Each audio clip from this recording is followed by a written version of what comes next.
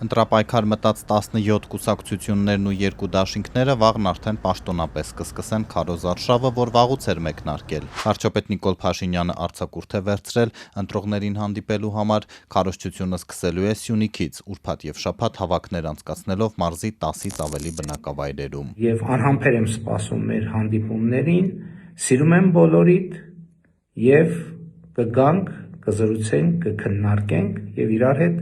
տեր կկանգնենք խաղաղությանը։ Փաշինյանը մեջբերում էր կուսակցության կարգախոսը՝ տեր կանգնիր խաղաղությանը։ Ռոբերտ Քոչարյանն ընտրողներին ասում է՝ միասին կարող ենք։ Նա երկրորդ անգամ է փորձելու Փաշինյանից իշխանությունը վերցնել։ Այդ ճանապարհին քարոզարշավի առաջին կանգառը Էջմիածնում է, որտեղ Հայաստան դաշինքը հրավիրել է հանրահավաք։ Կարող է հոգնեցնող լինի, որովհետև տենց բոլոր թիմերն են հիմա դա անում, բայց առաջիկա մի ամիսը տեսնելու են Հայաստանի բոլոր քաղաքներում, բոլոր խոշորացված համայնքներում, տեսնելու են գյուղերում, տեսնելու են բոլոր մարզերում։ Երկրորդ նախագահն այս անգամ կրկին դաշինք է կազմել Դաշնակցության եւ նորաստեղծ Առաջ կուսակցության հետ։ Ուժեղ Հայաստանի առաջնորդը, որ թեկնածու չէ, տնային կալանքի տակ է ու չի կարողանալու մասնակցել արշավին, քարոզչության մեկնարկից ժամեր առաջ ասուլիսի էր հրավիրել լրագրողներին։ Մենք գնում ենք բացարձակ հաղթանակի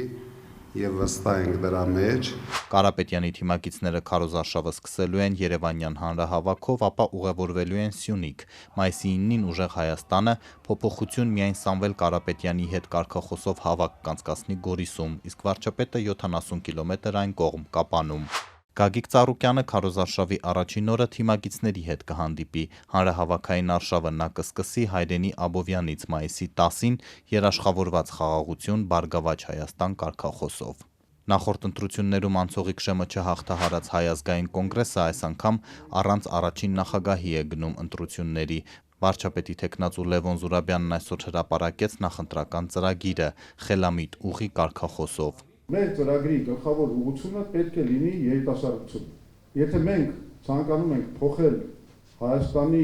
տեսլականը, մենք առաջին հերթին պետք է աշխատենք մեր ապագայի հետ։ Էդմոն Մարուքյանի Լուսավոր Հայաստանը, որ 2021-ին դուրս մնաց խորհրդարանից, այս անգամ ընտրություններին մասնակցում է «Պաշտպանիր ինքնությունդ» կարգախոսով, համարում են ոչ սովորական քարոզարշավ։ Վերջին տարիների մշակութային դիվերսիան, որ ուղղված է Հայաստանի Հանրապետության դեմ, մեր ժողովրդի դեմ, ռևիզիային ենթարկելու մեր ամբողջ պատմական անցած ճանապարհը,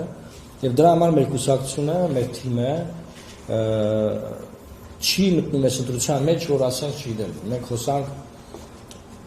սպառողական ինչ-որ խոստումներից, կենսաթոշակներից։ Առաջին անգամ երկրի ղեկավարի աթոռի համար պայքարում է Փաշինյանի երբեմնի թիմակից Երևանի նախկին քաղաքապետ, կարգին հաղորդման համահեղինակ Հայկ Մարությանը «Կառուցենք կարգին երկիր» կարգախոսով։ Նա արշավը կսկսի երևանյան բակերից, մինչև այդ Մարությանը սոցցանցերում հումորային հոլովակներով էր ընտրողների քվեն հայցում։ Փաշինյան ջան, գիտես, մեր ստուդիան գովազդով էլ է զբաղվում։ Հիմա այս կողիլերը որ sense գմփստում ես, շատ տրամաբանական կլի մեջը գովազդել անես։ Ես համաձայն չեմ այդ տրամաբանությանը։ Համաձայն չեմ։ Համբերի մի վարքյան էլի, ոչ չեմ ասում մենակ փող աշխատի։ Քարոզարշավը կտևի 1 ամիս, ընտրողներին համոզելու վերջին օրը հունիսի 5-ն է։